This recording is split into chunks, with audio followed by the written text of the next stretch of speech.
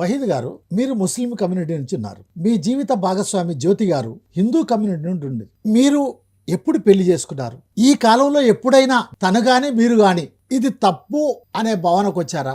మీ మధ్య ఏవైనా ఇబ్బందులు ఏర్పడ్డాయా?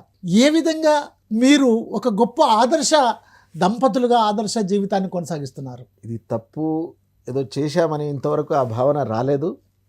ఇంతవరకు మేము పెళ్లి చేసుకున్నది 1992లో. అప్పుడు దేశంలో పరిస్థితి ఎట్లా ఉందంటే, అటు బాబ్రీ మసీద్ను కూల్చి అటు రామ మందిర నిర్మాణానికి ప్రతి ఇంటి నుంచి ప్రతి ఊరి నుంచి ఇటుకలు మోసేటువంటి ఆ సమయంలో ఆ రెండు వర్గాలలో చాలా టెన్షన్ పరిస్థితిలో ఉన్న సమయంలో మేము పెళ్లి చేసుకున్నాం.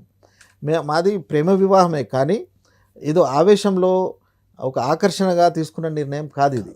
నేను పీడిఎస్సిలో విద్యార్థిగా ఉన్నప్పటి నుంచే నా భావాలు కావచ్చు, ప్రోగ్రెసివ్గా ఉండడము, ఒక నాస్తిక భావజాలంతో పెరగడము, వీటన్ని ఈ పర్యవసానంగా ఇద్దరు మిత్రులుగా ఉన్న క్రమంలో మేము మాట్లాడుకునే క్రమంలో చాలా వరకు మా భావాలు కలిగినందుకు మేము ఒక దశలో పెళ్లి చేసుకుందామనే ఒక ఆలోచనకు వచ్చినాము. ఆ రకంగా ఒక పరిపక్వమైన ఆలోచనలతోటి మేము పెళ్లి చేసుకున్నాము.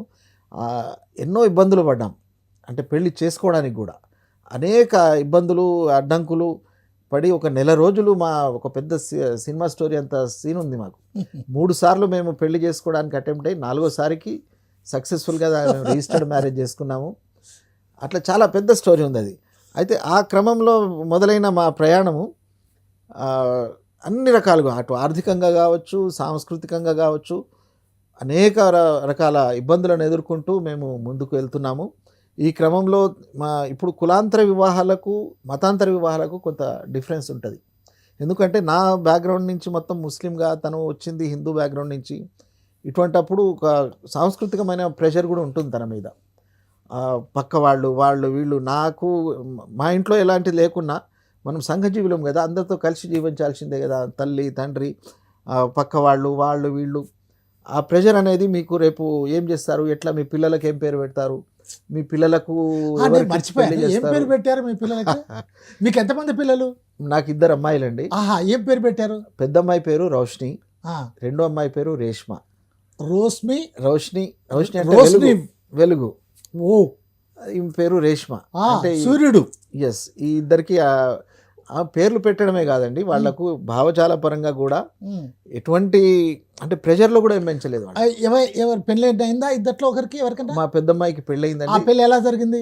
ఆ పెళ్ళి కూడా ఆమె ఇప్పుడు ఫ్రాన్స్లో ఉంది. ఎంఎస్లో తన క్లాస్మేట్ను ఆమె ఇష్టపడడం జరిగింది. ఆయన బెంగళూరు, మన కర్ణాటక. కాస్ట్ రిలీజన్ చూసారా?